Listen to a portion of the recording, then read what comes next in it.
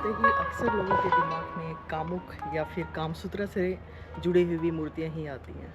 लेकिन अगर आप भी ऐसा सोचते हैं तो ये आपकी बहुत बड़ी गलतफहमी है।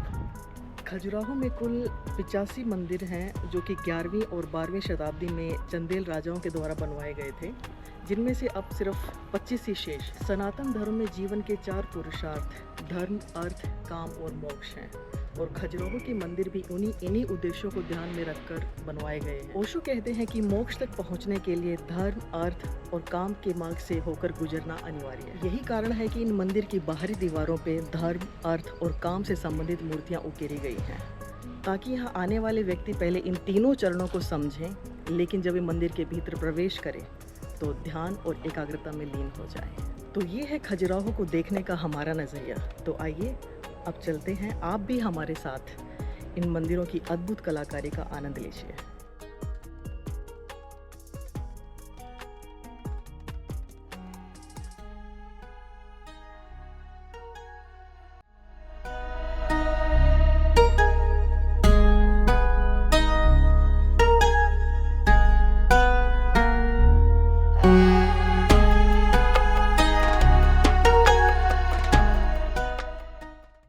खजुराहो टेम्पल्स की यात्रा पर जाने से पहले कुछ महत्वपूर्ण जानकारियां जो आपको जान लेनी चाहिए।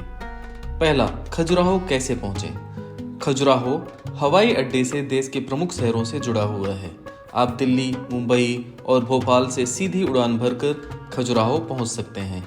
इसके अलावा खजुराहो में रेलवे स्टेशन भी है और आप बाई ट्रेन भी खजुराहो पहुंच सकते हैं। बाई रोड भी खजुराहो वेल कनेक्टेड है और आप नेशनल हाईवे पकड़कर खजुराहो पहुंच सकते हैं। रहने के विकल्प, खजुराहो में विभिन्न प्रकार के होटल्स और रिजॉर्ट्स उपलब्ध हैं जो आप अपने बजट के हिसाब से चुन सकते हैं। यहाँ पे लग्जरी होटल से लेकर बजट फ्रेंडली गेस्ट हाउस, हर चीज़ यहाँ पे अवेलेबल है। क्योंकि इसका सबसे बड़ा कारण ये भी है कि खजुराहो में फॉरेनर टूरिस्ट बहुत ज़्यादा आते हैं, इसलिए यहाँ पे आपको रहने के जो ऑप्शंस हैं उसमें हर तरीके के ऑप्शंस मिल जाएंगे।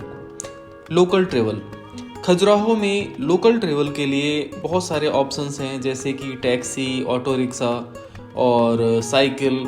आप इनमें से किसी भी ऑप्शंस को सेलेक्ट करके शहर के जो भी ट्रेवल पॉइंट्स हैं आप उनको विजिट कर सकते हैं। खजुराहो ट्रेवल करने का सबसे बेस्ट टाइम जो होता है वो अक्टूबर से मार्च तक का होता है, जब मौसम थोड़ा सा ठंडा होता है। इस समय के दौरान आप शहर के विभिन्न आकर्षणों को देख सकते हैं और सांस्कृतिक कार्यक्रमों में भी भाग ले सकते हैं।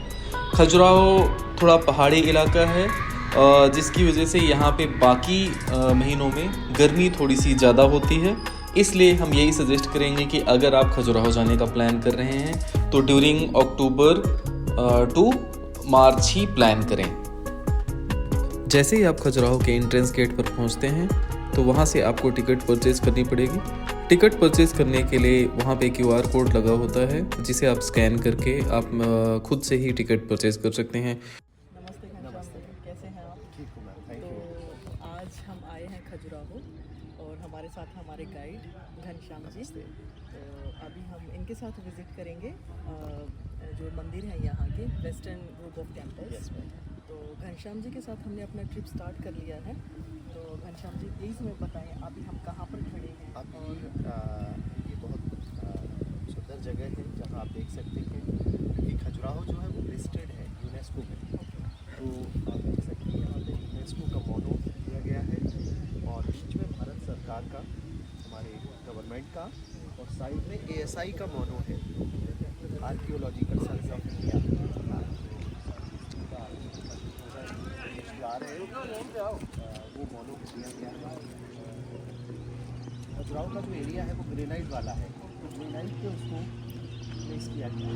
नीचे सैंडस्टोन है, तो मंदिर मेजॉरिटी में सैंडस्टोन का यूज करके बने हैं। तो सैंडस्टोन यहाँ पे काफ़ी मेजॉरिटी पाया जाता है? नहीं, यहाँ ये ग्रेनाइट का एरिया है। ग्रेनाइट का सैंडस्टोन पूरा का पूरा जो है वो कर्णावती, जो केन रिवर है, मॉडर्न नेम, तो उसका जो ईस्टर्न पार्ट है उस ईस्टर्न पार्ट से पूरा कैरी किया गया, यानी पन्ना वाली रेड से पूरा सैंडस्टोन आता है। जितने भी टेम्पल्स यहाँ पे बने हुए हैं जी सब सैंडस्टोन में हैं। मेजॉरिटी हाँ, स्टार्टिंग में जो अर्लियर समय पे जो मंदिर बने, अर्लियर टेम्पल्स जो है वो यहीं का लोकल स्टोन यूज किया गया है। उसके बाद फिर जब उन्होंने सैंडस्टोन यूज किया तो प्लेटफॉर्म पे ग्रेनाइट यूज किया और ऊपर सैंडस्टोन यूज किया, और उसके बाद फिर उन्होंने कंप्लीट फिर सैंडस्टोन का ही पूरे मंदिर में यूज करना शुरू किया।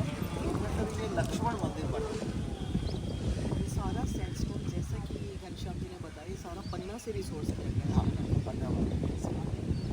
चलिए फिर आगे चलते हैं।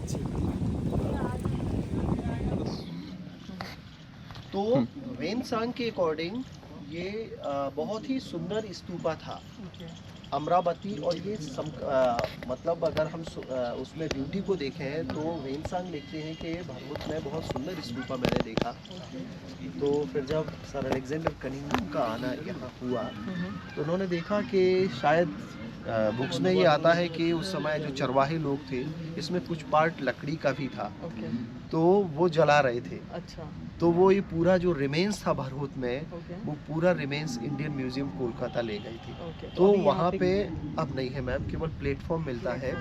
और कहा जाता है कि एक भरहुत नाम की गैलरी ही बनाई गई उसके लिए वहाँ इंडियन म्यूजियम कोलकाता में, जो बहुत सुंदर है। वहीं का ही पिक्चर है, आप देखें ये टाइल्स दिखाई दे रही हैं, अच्छा, पूरी टाइल्स है। हाँ। ओके। और ये 64 योगिनी मंदिर जबलपुर का है मैम। हाँ, इसमें हमने विजिट किया। ये Yes, जो ma'am. 64 योगिनी टेम्पल है, Yes. इसमें अभी थोड़े दिन पहले ही जी जी, जस्ट फ्यू डेज बैक जी, 1 दिसंबर को हम गए थे। 1 दिसंबर को हमने यहाँ पे visit ये बहुत सुंदर बहुत सुंदर है। हाँ पूरे बाहर की जो मूर्तियाँ सारी तोड़े रखी हैं, हाँ हाँ, ठीक बिल्कुल है, मैम, बिल्कुल। लेकिन अंदर जो और मूर्ति बीच है जो शिव की मूर्ति है वो standing, अमेजिंग, हाँ, वो बिल्कुल। एक्चअल में जाने लायक है और हाँ। बहुत सुंदर जगह है Yes, ये। ma'am. अगर और आप दरवाजों की कार्विंग पे देखेंगे ना, जी, अमेजिंग, जस्ट अमेजिंग।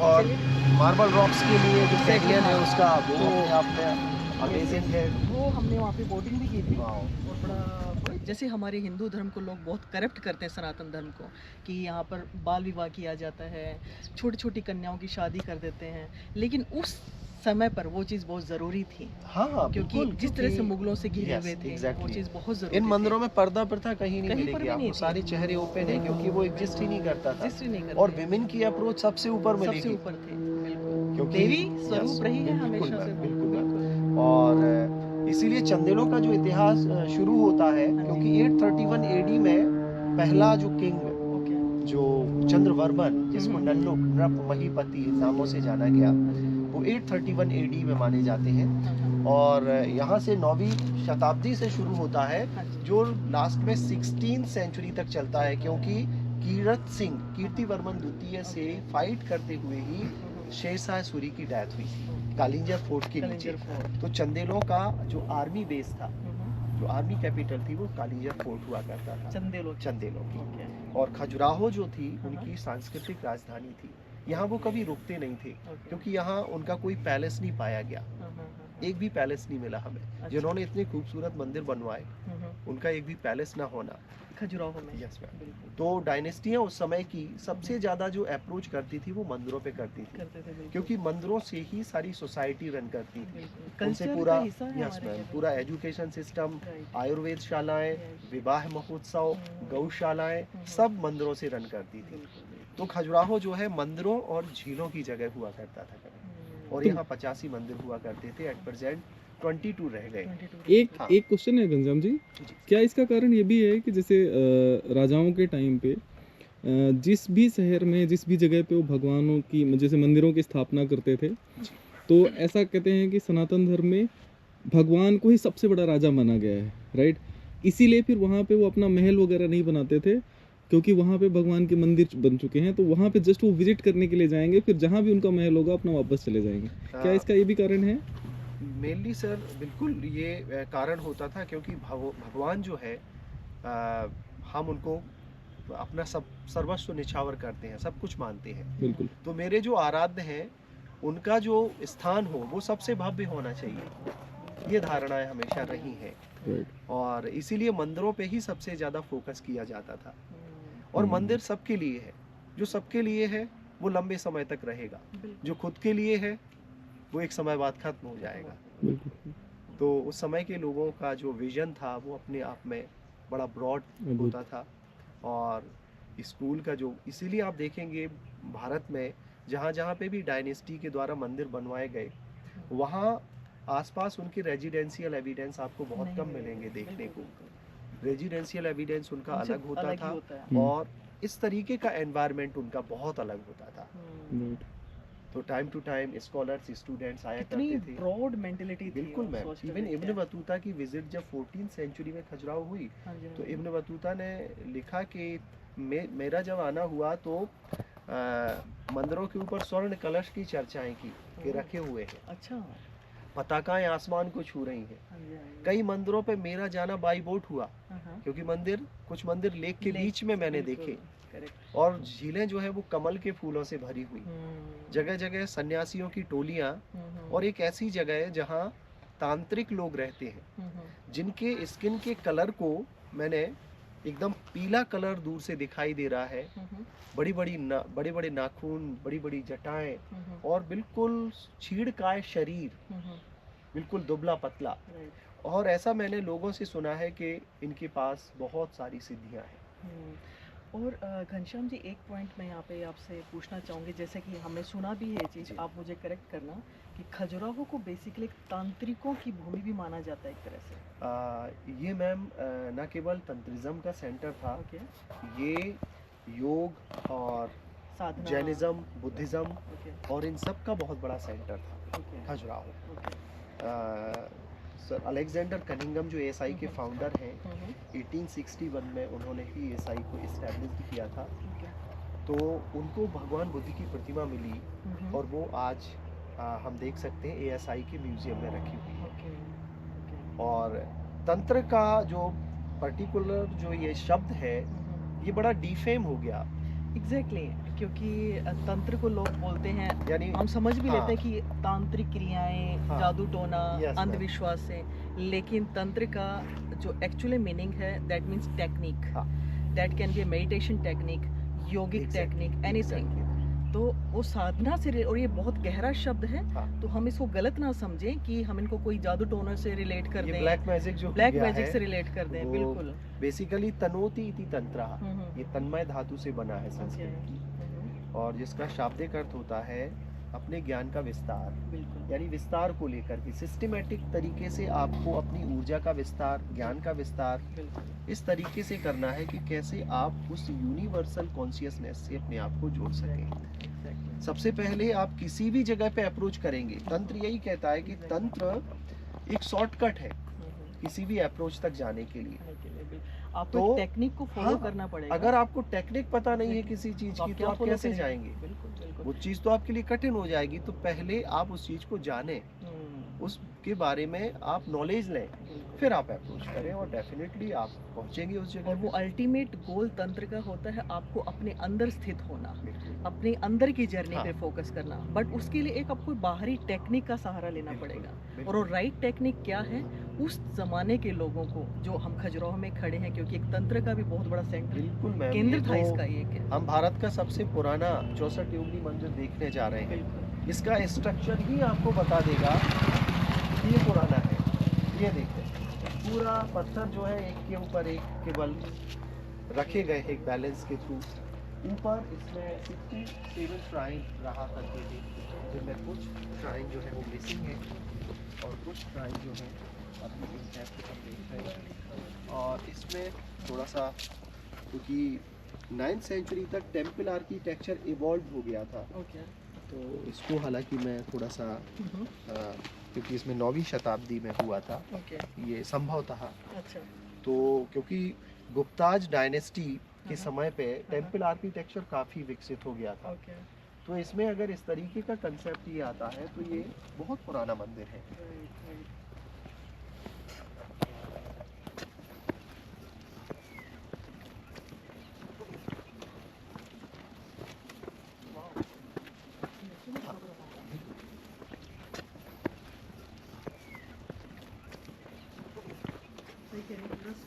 हाँ, ये आर्ट जब इवॉल्व नहीं हुई तंत्र की सबसे बड़ी रिचुअल्स है सर्कल वर्शिप, राइट।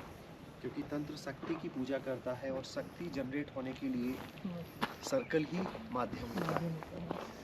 तो फिर जब उन्होंने देखा होगा कि जब हमारी सर्कल वर्शिप ही सबसे इम्पोर्टेंट रखती है, सबसे बड़ा इम्पोर्टेंस, राइट, तो क्यों ना हम मंदिर ही सर्कल में बनाएं। राइट।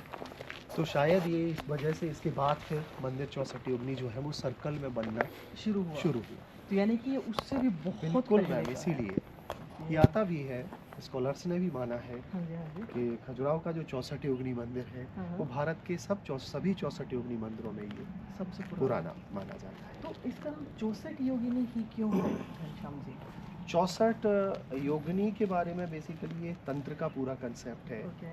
हमारी बॉडी का जो जितना भी जो मैकेनिज्म है राइट, उसके बारे में माना जाता है कि 64 ऐसे पॉइंट होते हैं एनर्जी के। ओके, एनलाइटनमेंट के समय ओके। वो सभी जो हैं वो सारे पॉइंट हम्म, आपके एक्टिव होते हैं उस समय। Right, right. और जब क्योंकि मैस्कुलिन और फेमिनिन का Right. कंसेप्ट है, बिल्कुल। अर्धनारीश्वर का कंसेप्ट बिल्कुल। हर शरीर में हमें मिलता है देखने को। एग्जैक्टली। और जब ऊर्जा जो है, स्पिरिट जो हमारी है, जब वो 100% अपने उस पॉइंट को एक्सेप्ट करती है राइट, तभी वो हेल्दी बॉडी कहलाती है। एग्जैक्टली। तो और 64 तरीके की विद्याओं के बारे में भी चर्चा हमें भगवान कृष्ण के समय पे सुनने को मिलती है, जो उन्होंने संदीपनी हाँ, अपने हाँ। गुरु बिल्कुल, से उज्जैन में राइट, 64 दिनों में प्राप्त प्राप्त की थी। बिल्कुल। और तो कहीं ना कहीं उसका जो रिलेशन है ज्ञान का, ज्ञान के विस्तार का, तंत्र क्यों कंप्लीटनेस की ओर जाता है,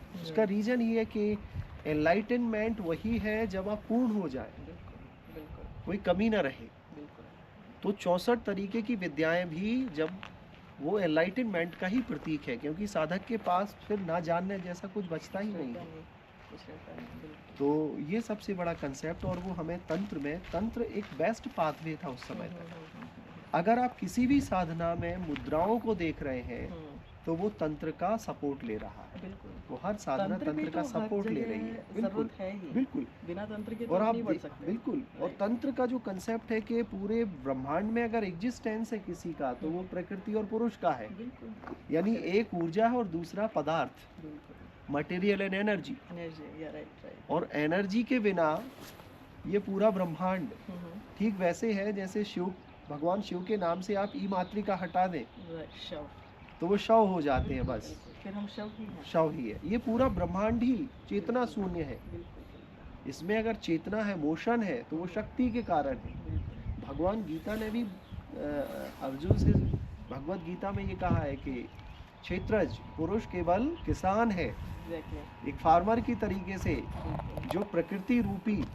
जो स्त्री रूप ये प्रकृति है उसमें अपने बीज फेंकता है बिल्कुल। और उसको पोषण देती है प्रकृति रूपी माँ। और उसमें भगवान कृष्ण ये भी बोलते हैं अर्जुन को कि जैसे आप कर्म करो लेकिन फल की चिंता मत बिल्कुल, करो। बिल्कुल। कि हमारा जो हमारे कंट्रोल क्षेत्र में, हमारे कंट्रोल में जो चीज़ आती है वो सिर्फ कर्म बिल्कुल, है ना। बिल्कुल। और एक पूर्ण इंसान और पूर्ण बिल्कुल। तंत्र का, अगर आपने तंत्र को अच्छे से जाना है Yes, ma'am. तो आप कह सकते हो कि सिर्फ आपने अच्छे से कर्म तभी किया जब आपने फल के बारे में बिल्कुल छोड़ दिया। बिल्कुल मैम, जो निष्काम कर्म योग निष्काम यही कर्म, है बिल्कुल, कि बिल्कुल। जिसमें फल की चाह ना रहे। Right. और घनश्याम जी ने तो हमारा फेवरेट टॉपिक भी साथ साथ कंटिन्यू कर रहे हैं, स्पिरिचुअलिटी का, क्योंकि हम दोनों ही ओशो सन्यासी भी हैं। अरे बिल्कुल तो मैम, ओशो इस जगह पर आए हाँ, हैं, उन्होंने बिल्कुल ध्यान मैम, साधनाएं की बिल्कुल हैं, और ओशो से बेहतर मुझे नहीं लगता, जितना मैंने जाना है, यस मैम। तंत्र के बारे में कोई इतने अच्छे से एक्सप्लेन कर सकता है। तो इसके साथ साथ हमारी बातें, कॉन्वर्सेशन कंटिन्यू रहेगा, पर मैं ज़रूर अपील करूंगी आप सबसे, जब भी मौका मिले ओशो का तंत्र के बारे में आप ज़रूर पढ़ें। और गीता दर्शन, जो हम गीता की बात कर रहे थे, जी तो गीता दर्शन पे ओशो के करीब 250 के आसपास, थोड़े कम ज़्यादा हो सकते हैं, आई थिंक 219 से 250 के आसपास डिस्कोर्सेज हैं। जिस तरीके से उन्होंने एक्सप्लेन किया है वो अमेजिंग है। हम गीता सब पढ़ते हैं, यस है ना? मैम, लेकिन कितनी टीकाएं हो रखी हैं गीता के बिल्कुल ऊपर, उन टीकाओं की ज़रूरत क्या है? तो उसको आप, मतलब मैं चाहूँगी कि हम कभी इसीलिए उन चीज़ों को सुने Yes, और ma'am. पढ़ें। इसीलिए भारतीय दर्शन बड़ा विस्तृत दर्शन है, बिल्कुल, बिल्कुल। उसमें एक्सेप्टेंस है। अगर आपका कोई थॉट उस लेवल पे है Right. तो वो एक्सेप्टेड है हमेशा, राइट और इसीलिए नई नई विचार आते रहते हैं जो इस चीज़ को राइट एक नई ऊर्जा और नया रूप देते रहते हैं। घनश्याम जी के साथ बात करके बड़ा मज़ा आ रहा है। उन्होंने टॉपिक भी बड़ा ही अच्छा साथ में स्टार्ट कर दिया स्पिरिचुअलिटी का। और आई थिंक इस धरती से वो चीज़ जुड़ी हुई है ना, खजुराहो से तो कृषि। जो उनका श्राइन जो होता है बेसिकली वो या नरसिंही का होगा या माँ काली का होगा, ओके क्योंकि एनर्जी का सबसे जो विशाल जो एक्टिव फॉर्म है, सुप्रीम फोर्स जिसको हम कहना चाहिए, वो या तो माँ काली में हमें दिखता है राइट या नरसिंही, जो नरसिंही। नरसिंही की शक्ति है। ओके तो ये बड़ा श्राइन उन्हीं को डेडिकेटेड, ओके यहाँ से 3 प्रतिमाएं ASI को मिली थी ओके। जो ASI की म्यूजियम में रख दी गई। कहाँ पे खजुराहो? हाँ, खजुराहो। खजुराहो। यस बाकी बहुत सारा स्ट्रक्चर आप देख सकते हैं। यहाँ कुछ रेनोवेशन किया जा रहा है यहाँ।